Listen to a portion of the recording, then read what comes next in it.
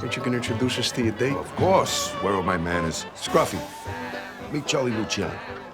I was born and raised in Queens, New York, and played ice hockey throughout much of my life, and I'm a lifelong Islander fan.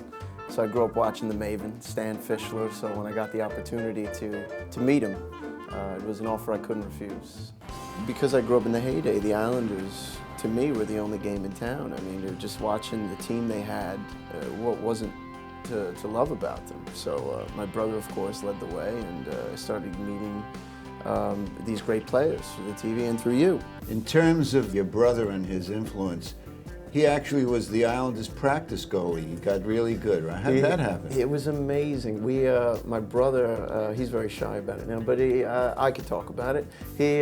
What's his name? John Piazza. Yeah. And John was a great goalie, and he was getting a great reputation on the island, playing Junior B, and so one morning I get awoken by the ringing phone when people had those in their houses.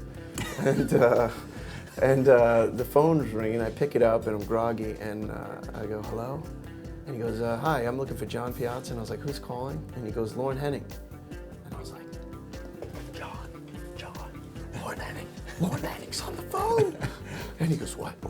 So Lauren Henning got the home number and called up, and he said, we'd love to, I think at the time the tandem was Healy and Fitzpatrick. Yeah. Called my brother in, and they kept going back to him, and he practiced with them a number of times. And at Caniac or the Coliseum, wherever they were, and we just got to go and see my brother playing with these guys that were just, incredible players. What do you remember about your first game? I don't even remember who they were playing, but I was hooked, and seeing it live and the speed of the game, to get to see great players, Bossy, Trottier, Gillies, Nystrom, all those guys, Billy Smith. It was just an incredible experience. Had they won a cup yet? Yes. So you came in right in? It was like right in it. I was a total bandwagon jumper without realizing I was jumping on one. I took it for granted. They won every year. And finally, when they stopped winning, it was the oh no moment. I know you had some episodes with Tonelli and Bossy. How did you meet these guys? There was a raffle at Maspeth Federal Savings Bank, which is our local bank, and I won Tonelli's stick, so I ended up in the newspaper with John Tonelli having won his Titan, which I still have. It's kind of great, and it was one of those special things. Bossy? Bossy, I met at the lunch for the '84. I was there. Cup. You were there? Yeah, I was there. I remember that vividly. You were there. There's a thread. I was there, and I had this. I remember I was in like this leisure suit, and I was going around and filling up an autograph book. I bet you I have your autograph, because I was just awestruck with everyone. I was just filling up the book, and the autograph book is somewhere in I must have said, house. This guy's going to be a great actor one of these days. I don't know. We just roll over. When it's our thing, not his. So how serious were you about turning pro, being a player?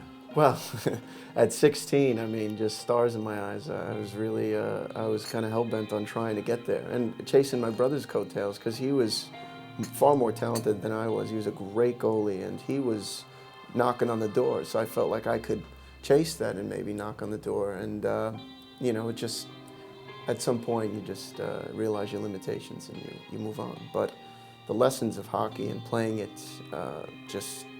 I'll never forget them. I mean, What kind of lessons? it's about life, teamwork and discipline and growing pains. Pushing yourself through pain to achieve something. The value of making a great pass. A lot of it applies actually to acting and presence to perform. I mean, at the end of the day, it's all entertainment, and the presence required in a game. You'll end up on your back if you're not present on the ice, and it's kind of the same way in acting without the physical punishment. You didn't look from behind either. From what Frankie Yale told me. Grow up, huh? Can you compare characters in Boardwalk Empire to players in hockey? I guess I could start with the historical guys. You look at someone like Capone and you think of like Ovechkin. Bright star, hard hitting, just a major impact player. You play Luciano. Who Yes. do you see? He's the guy that comes to mind, and again, not being a Devils fan, but Scott Stevens.